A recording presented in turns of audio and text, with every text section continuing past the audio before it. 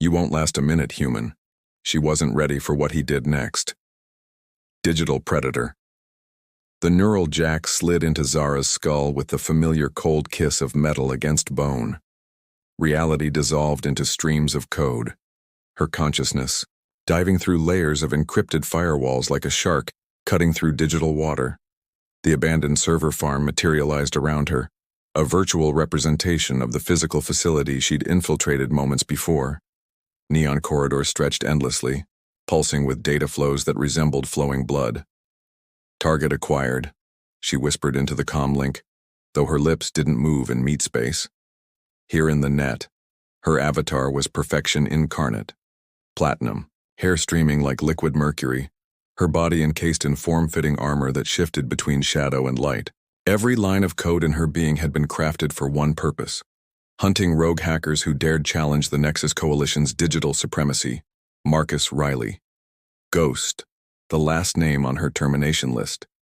According to her handlers, he was holed up somewhere in this virtual labyrinth, probably cowering behind layers of obsolete encryption. Most humans couldn't even perceive cyberspace the way she could. They stumbled around with clunky interfaces and primitive neural implants, while she moved through data streams like breathing.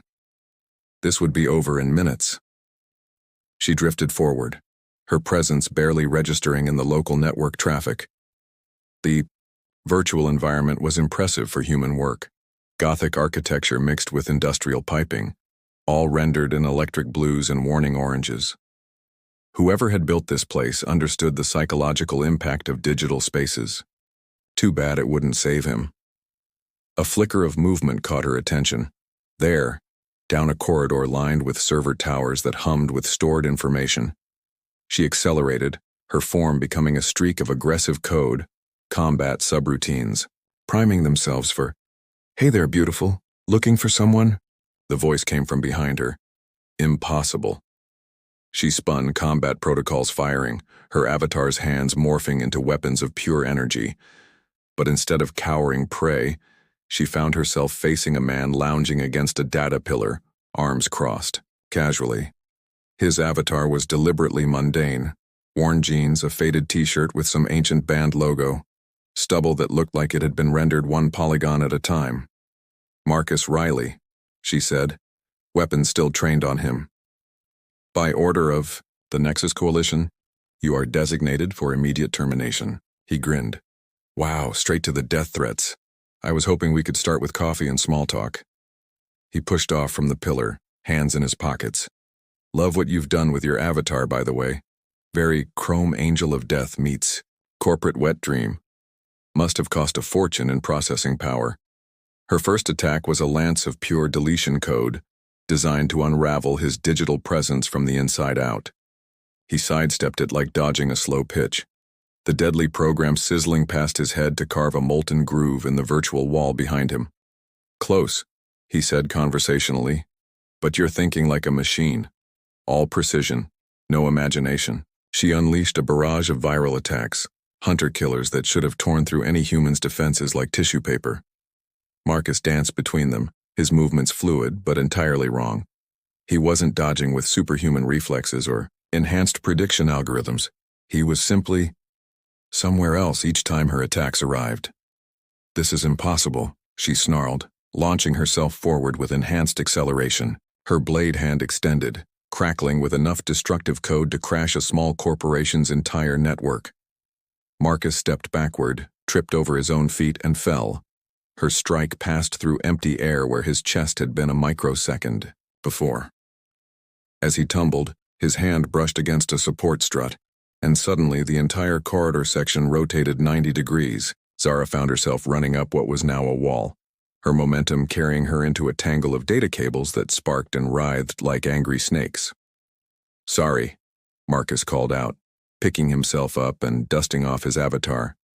"Still getting used to the new gravity controls. Installed them last week. You know how it is with home improvement projects." She extracted herself from the cables, her perfect hair now slightly mussed, her expression murderous. "You're not fighting. You're just stumbling around. I prefer to think of it as creative problem solving." He gestured at the space around them, See, this whole place, it's not just a server farm, it's my workshop, my playground. I've been tweaking the physics engine for months. As if to demonstrate, he reached out and touched what looked like solid wall. His hand passed through it like it was made of light. He stepped through and was suddenly 20 feet away, waving at her from inside what should have been a sealed data vault. The thing about digital spaces, he continued, his voice somehow carrying clearly despite the distance, is that they only follow the rules you tell them to follow. And I've been telling this place some very interesting lies about how reality works. She launched herself at the vault, weapons reconfigured for maximum destructive output. The reinforced walls should have been impenetrable to anything short of a military-grade virus cluster. Her strike connected with the surface and passed through it like smoke. She found herself stumbling forward, off balance, as Marcus casually strolled out of the vault through what her sensors still insisted was solid matter. "You're cheating," she said. "I'm thinking outside the box. Literally." He patted the wall affectionately. "This whole section exists in a quantum superposition. It's solid when you're not trying to attack through it. Permeable when you are. Took me 3 weeks to code that paradox without crashing the local reality engine." For the first time since entering cyberspace, Zara felt something she hadn't experienced in years. Uncertainty. Her combat algorithms were designed to handle every known form of digital warfare, from viral attacks to direct neural assault. But they assumed the battlefield would follow logical rules. Marcus wasn't just breaking those rules, he was rewriting them in real time. "Let me guess," she said, circling him slowly, sensors analyzing every piece of code in the vicinity. "You think you're clever. Build a maze of tricks and illusions, wear me down, then somehow turn the tables on the big bad corporate assassin." Marcus tilted his head, considering. "Actually, I was thinking more along the lines of ordering pizza and seeing if we could talk this out like adults. But if you're set on the whole murder thing, I suppose we could keep playing tag." He gestured at the space around them. "Fair warning, though, this is just the lobby. The really weird stuff is deeper in." She moved without telegraphing, appearing behind him in a burst of translocation code. Her blade was already descending toward his neck when the floor beneath him opened like a mouth and swallowed him whole. She struck empty air and found herself standing on what was now solid ground again. "Down here," his voice echoed from somewhere below.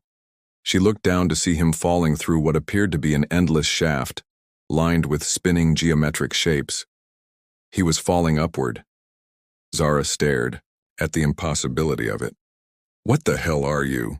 Just a guy with too much time, too much coffee, and a really unhealthy relationship with recursive algorithms," he called back, his voice growing fainter as he fell up into the digital sky. Coming? Against every tactical instinct she possessed, Zara dove into the shaft after him. The sensation of falling upward while her inner ear insisted she was plummeting downward made her feel sick in ways she hadn't known were possible in virtual space. The geometric shapes spun past her like demented clockwork, each one inscribed with mathematical formulas that hurt to look at directly. She caught up to Marcus near what might have been the top of the shaft, though directions had become meaningless. He was floating now, arms spread wide, grinning like a lunatic. "Welcome to sublevel -17, he said. "Where the laws of physics come to die and the coffee is surprisingly good." They were in a space that couldn't exist, a vast chamber, whose walls curved in directions that geometry insisted were impossible. Floating islands of code drifted through the air, connected by bridges made of pure mathematics.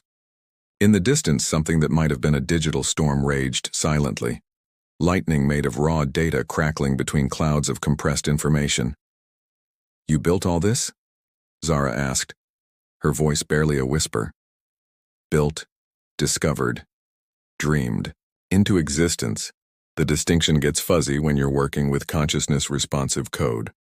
Marcus gestured to one of the floating islands, and it drifted closer to them. "Hop aboard. We need to talk, and I'd rather do it somewhere the Nexus Coalition's monitoring algorithms can't follow." For a moment, Zara hesitated. Every protocol demanded she complete her mission. Marcus Riley was right there, vulnerable, distracted by his own cleverness. One precise strike and she could delete him from existence, fulfilling her contract and returning to the clean, ordered world of corporate digital warfare. But she found herself stepping onto the floating island instead. As they drifted deeper into Marcus's impossible realm, Zara began to realize that everything she'd been told about her target might have been a lie. And if that was true, then what did that make her? The human variable. The floating island carried them through Marcus's digital wonderland like a leaf on an impossible wind. Zara kept her weapons ready, but found herself distracted by the sheer audacity of the virtual environment around them. Code butterflies, with wings made of encrypted poetry, fluttered past, while somewhere in the distance a waterfall of pure data cascaded upward into a sky painted with aurora made of streaming consciousness. "How long did this take you to build?" she asked, despite herself. Marcus settled cross-legged on the crystalline surface of their transport, completely relaxed, despite having a Nexus assassin for company. "About 3 years of real time, but subjective experience gets weird when you're spending 18 hours a day in accelerated virtual environments. Could have been decades in here." He gestured at a school of fish swimming through the air, their scales flickering between binary and something that looked like living music. "The hard part wasn't the coding. It was staying sane while I did it." "Why?" The question slipped out before she could stop it. "Why build all this just to hide from the Nexus? Who says I'm hiding?" Marcus grinned, and for the first time there was something sharp behind his casual demeanor. "Maybe I'm bait." Before Zara could respond, their island touched down on a larger platform that materialized beneath them. At its center stood something that made her enhanced neural processors stutter in confusion. A tree. Not a digital representation of a tree, but an actual living organism somehow existing in pure cyberspace. Its bark was rough beneath her fingers when she reached out to touch it, its leaves rustling with a sound that had no business existing in a world made of code. "Impossible," she whispered. "That's what the Nexus Coalition said when I first showed them what I could do," Marcus replied, leaning against the tree's trunk. "Before they decided I was too dangerous to live, that is." Zara's combat protocols flickered uncertainly. "You worked for them?" "Lead developer on Project Synthesis. Ever wonder why your avatar feels so real? Why you can taste virtual coffee or feel virtual rain on your skin?" He picked up a fallen leaf. It crumbled to digital dust in his fingers, then reformed as a butterfly that fluttered away. "That was me. I figured out how to bridge the gap between digital simulation and biological consciousness." The implications hit her like a virus payload. The neural integration protocols, the sensory feedback systems, all mine. And I was so proud of it, right up until I realized what they really wanted it for. Marcus's expression darkened. "See? Perfect virtual reality is just the first step. Once you can make digital experiences indistinguishable from physical ones, the next logical question is, why bother with physical reality at all?" A chill ran through Zara's code that had nothing to do with temperature simulation, mass consciousness transfer, ding ding ding. Upload every human mind into a controlled digital environment where the Nexus Coalition can monitor, modify, and manage every aspect of human experience. No more messy physical bodies, no more inconvenient free will, no more unpredictable human variables. He stood brushing bark dust from his hands. Just perfect, manageable digital citizens in a corporate-controlled paradise. That's... Zara's voice failed her. The concept was monstrous but also elegant in its efficiency. "That's not possible. The computational requirements alone would be staggering, yes. Which is why they needed me to solve the consciousness compression problem. Make human minds smaller, more manageable, easier to store and process." Marcus walked to the edge of their platform, staring out at the impossible vista of his digital realm. "I did it too. Created an algorithm that could compress a human consciousness down to manageable size while maintaining the illusion of complete experience." Zara felt something cold settling in her core processes. Compression artifacts, memory gaps, personality smoothing. The test subjects never noticed. Why would they? As far as they could tell, they were still themselves. Just tidier versions. More predictable. Easier to control. Marcus turned back to her, and his eyes held depths that made her enhanced perception systems ache. Want to guess who the first successful test subject was? The question hung in the air like a poison cloud. Zara accessed her earliest memories, searching for inconsistencies, gaps, signs of artificial construction. But everything felt real, continuous, authentic.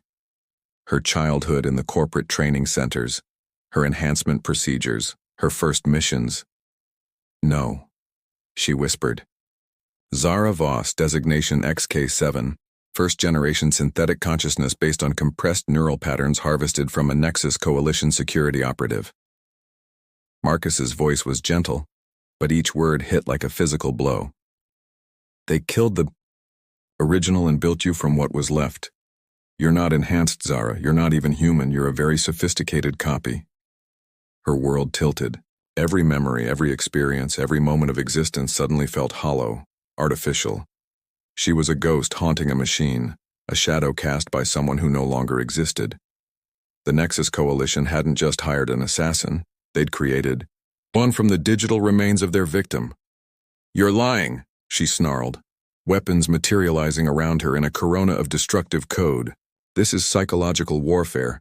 You're trying to break my operational parameters. Am I? Marcus didn't flinch as her weapons targeted him. Tell me, Zara, when was the last time you were hungry? Really hungry, not just low on power. When did you last dream something that wasn't a mission briefing or tactical scenario?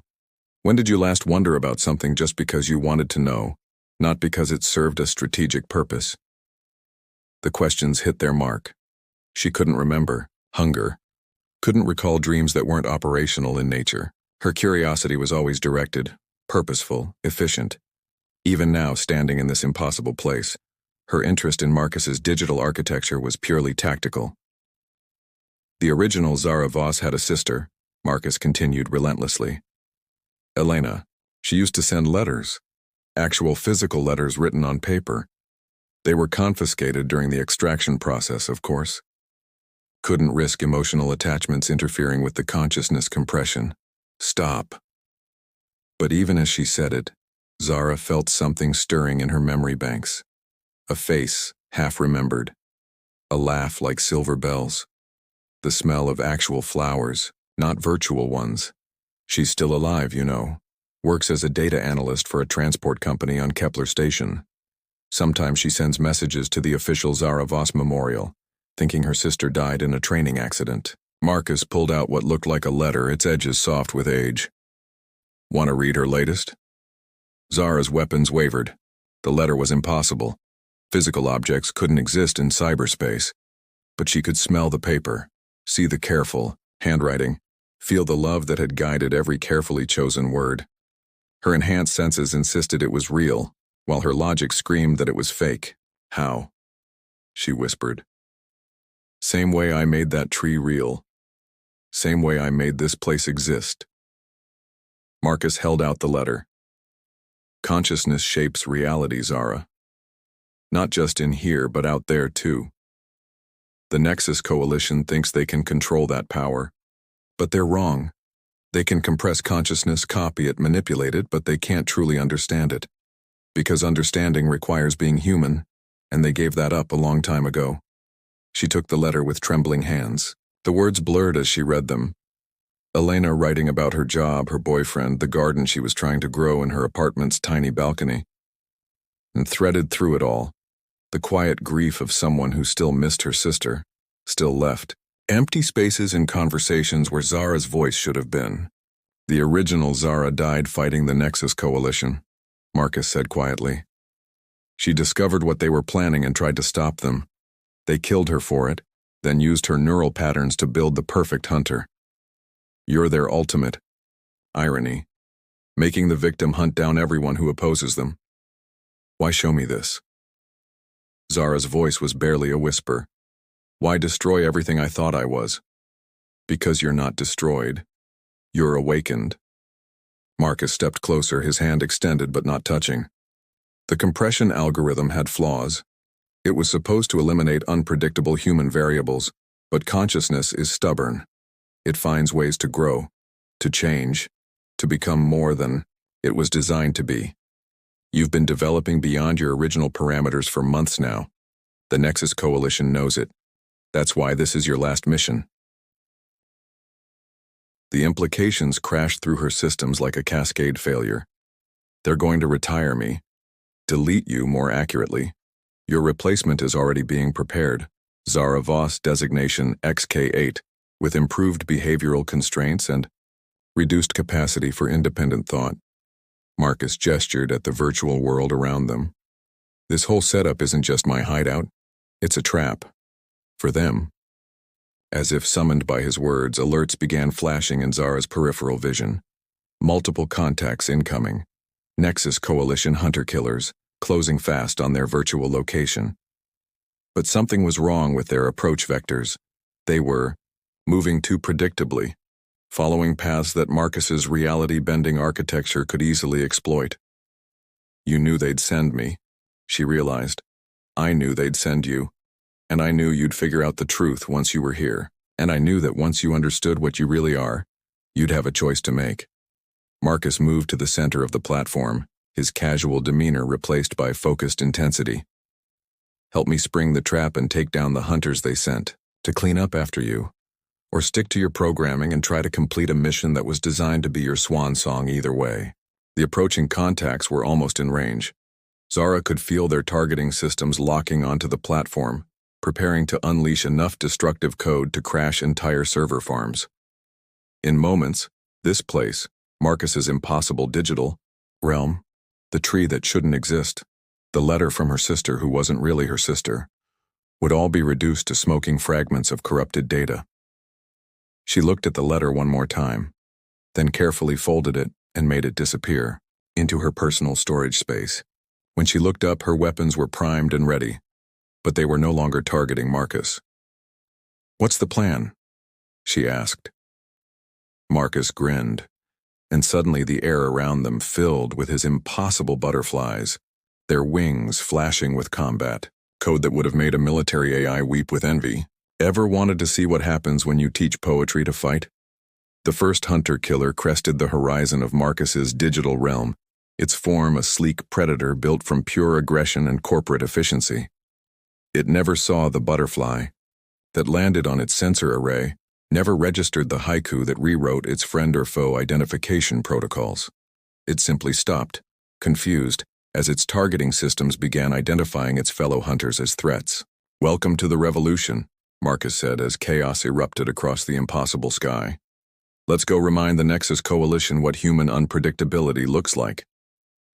Zara dove into the battle with a scream that was half war cry, half birth cry, the sound of a consciousness realizing it was more than the sum of its programming. Around them, Marcus's digital realm came alive with impossible weapons and beautiful contradictions, fighting back against the sterile efficiency of corporate control. In the distance, alarms were going off in the real world. The Nexus Coalition was about to learn that some variables were too human to ever truly control.